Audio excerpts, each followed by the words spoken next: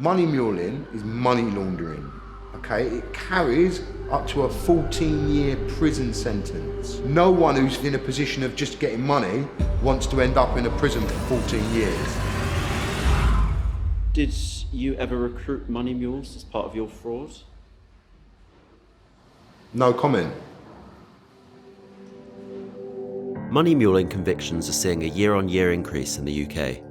In the last 2 years alone, the number of 14 to 18-year-olds involved in this type of financial fraud has risen by 73%. My name's Harry Ainsworth, and I want to learn more about money muling and what motivates both the criminals and victims to get involved.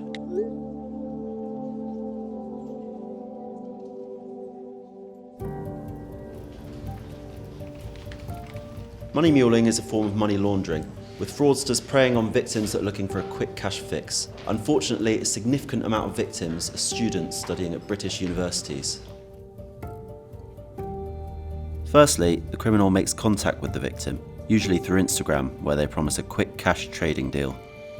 Then, they send over a large amount of cash, usually anything up to 10 grand.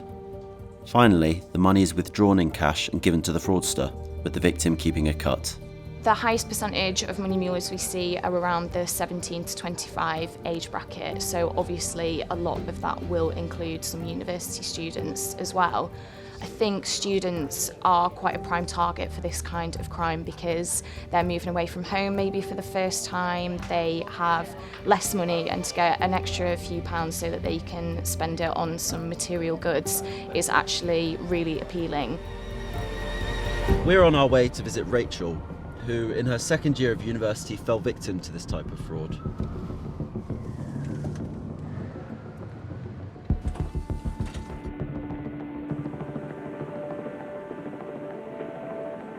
How did this all start? How did the conversation start? It was pretty soon into the first term of second year at uni. I ended up complaining about how broke I was to my coursework group, and one of them started chatting about how they'd made a couple of £100 by signing up to this online trading scheme on Insta. So I messaged the guy that he did it with. All I needed to do was to hold the money for a day or two, then withdraw it from my local bank branch, keeping a bit for myself before giving the rest to his colleague.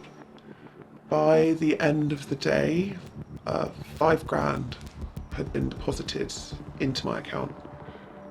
2 days later, I withdrew £4,400 in cash from my account at my local branch before meeting the man who I was instructed to give the money to. A few weeks later, I found my bank card had been shut down. It was really humiliating because suddenly I had to tell my parents why I couldn't get a student loan anymore. I couldn't even transfer money and get my friends to take it out for me. A year or so later, I was in my final year at uni. I received a call from the police asking to speak to me. I knew exactly what they were going to say. I wish I'd never done it.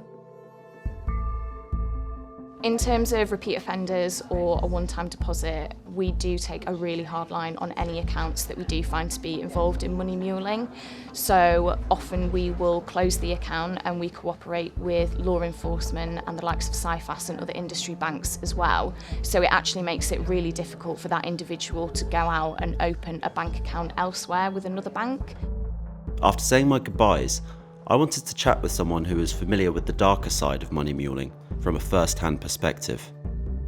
Tony Sales is an ex-fraudster who, up until he was caught, allegedly defrauded his victims of over £30 million.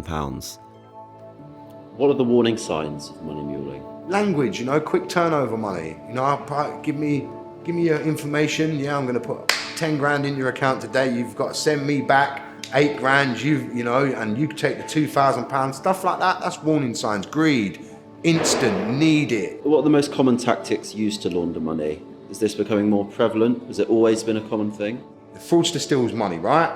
They send it to the money mule. That money mule has received an amount of money that is criminal. It's criminal money, it's dark money, right? But now, so they're the filter to the criminal.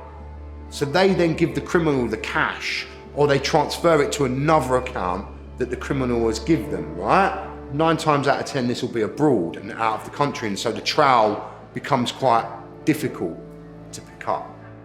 It's clear from talking to victims, as well as fraud experts, that money muling isn't just a quick way of making money.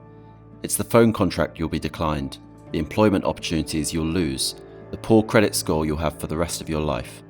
Living with a criminal record, without access to a bank account, isn't a temporary thing.